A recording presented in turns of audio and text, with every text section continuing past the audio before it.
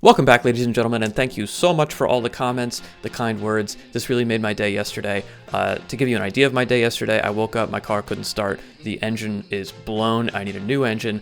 I'm just very upset. I also cracked my laptop screen, so some bad luck, but great luck with you guys. Love these comments. Now, we did have one dissenter. I love this. He strongly disagrees with 4 out of 5 James Reimers. He says he should get 6 out of 5 for having the courage to challenge Nintendo. I'm going to give you 2 counterpoints to this at the end of my video. All right, we got a 3-on-3 with good coverage. Lenkinen plays it at the top of his crease. We'll freeze it here. He chooses really good depth on a medium danger shot outside the dot, but below the top of the circle. But he keeps all of his depth because the other options are covered, and there's nothing better to do than shut down that shot completely. Next clip, Lenkinen off a turnover is going to have a walkout from the circle, plays it perfectly, does not come off of his short side, and shuts it down with perfect depth and more of a blocking butterfly. Now, something pretty cool happens here. We're going to really slow down this footage and check this out.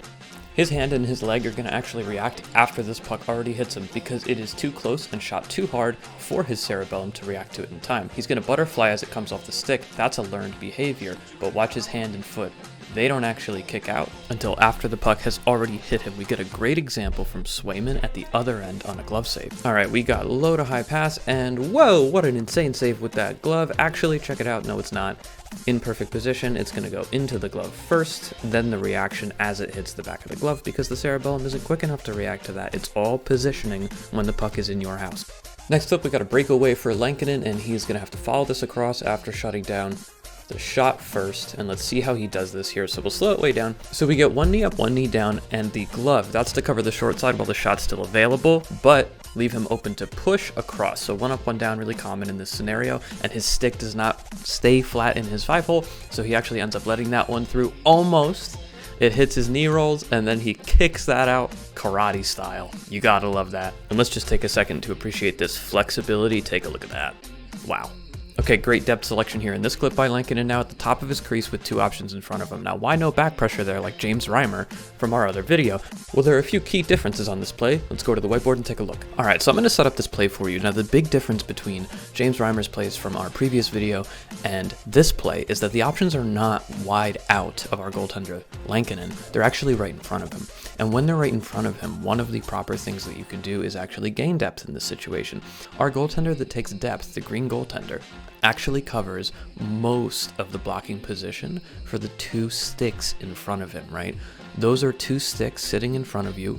You have to be ready to stop the high danger shot that is created by a deflection off of one of those sticks. So you have a low danger shot out high, but once it gets down to these sticks that are sitting right in front of you, not wide out to the left or right, you have to take depth because you're not going to be able to react to that deflection. If you're deep in your net here and it gets deflected to your corner, it's simply going in. So by taking a step forward, we can actually cover the blocking position for the 2 high danger threats and give ourselves a better chance to stop that first puck. Now, important on this play, when you take this much depth, try to keep your eye on this puck. If it doesn't get deflected and you give up a rebound, you're in a tough position because you're far out of your net with 2 sticks right in front of you.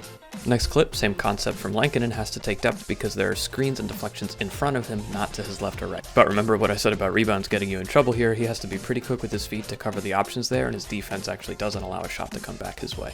And next clip, we kind of have a 3-on-3 with a 4th man trailing. Lenkinen top of his crease and then changes the angle to come across to make the save. Let's watch it in slow-mo. Completely respects this shot. The options are covered other than the high man, and since it goes across the middle of his net, he pushes straight to his post and actually meets that puck going towards the middle of the net. If the finish had been quicker and more to that far side there, he might have gotten it, but Lenkinen took a really short line. He wasn't crazy fast there, but he employed the proper angle and pushed on the shortest line to meet that puck where it was. Next clip, we get a puck going low and around the net, and he has to get back to his post quickly, lands perfectly in an RVH, and then has to bump the other way on a good angle to get to this puck. So watch his landing here. He's going to land boot outside the post, skate inside the post. That is absolutely proper because it gives you the best control to do something like this, immediately bump back the other way. If you're playing an RVH any other way, you got to fix it. All right, time to rate the setup and the play. We'll do the setup first. So I love this setup. I like the lines on this thing. I do think it does work with the shark fin of the Canuck. I know it's a whale fin. That graphic I know it's on a whale blocker. fin. They kind of just like equal and opposite each other in a really cool way. I love the 3-color, white, green, and blue, same as the jersey. I think this looks super clean. I think it works with his helmet. I think the white and blue on the stick is a perfect decision. Now, it's nothing insane, so I think what I'm going to do here is have to go with, again, I'm going to go 4 Pecorines out of 5 here. It's clean, it's good, it works with this team. It's not too much, it's not too little, it's got color, but it's not crazy. To get 5 out of 5, you really have to go above and beyond. And we're going to talk about a 6 out of 5 later on, but we'll get there when we get there. For the play, I think Lenkinen looked great. He took short lines to almost everything. His rebound control was pretty good. Sometimes he missed the readout where the puck came off of his pad after a shot. Obviously, he had that little mishap with the 5-hole not remaining covered as he came across on the breakaway, but that's a very minor detail. So almost perfect tonight. I'm going to have to give him an A. It's got to be an A. Looked great. So 4 out of 5 Pecorines and an A. That's a really good night for Lenkinen. Now, let's talk about that 6 out of 5 for Reimer. Okay, I'm going to meet you halfway. The setup is really clean here, okay, but it's not above and beyond. Even if we give the point back for the Nintendo nonsense, okay, which I understand your point, even if we give it back, it's still only a 5 out of 5 because this setup does not go above and beyond. I gotta see something crazy. I gotta see something that wows me. This is clean, it's perfect, it's well set up, it's great. But it isn't that little extra that we need to get a 6 out of 5. So maybe we'll get one day, hopefully one day soon. But right now, I will revise it to a 5 out of 5. But I will also warn you, the last thing you ever want to do as a goalie is take yourself out of the play. That's why goalies don't fight. That's why you never get emotional. That's why you skate away from all the drama and let your defenseman protect you. Because if you get taken out of the game, your team is screwed. And if he entered into a lawsuit with Nintendo, let me tell you something, he ain't playing this year.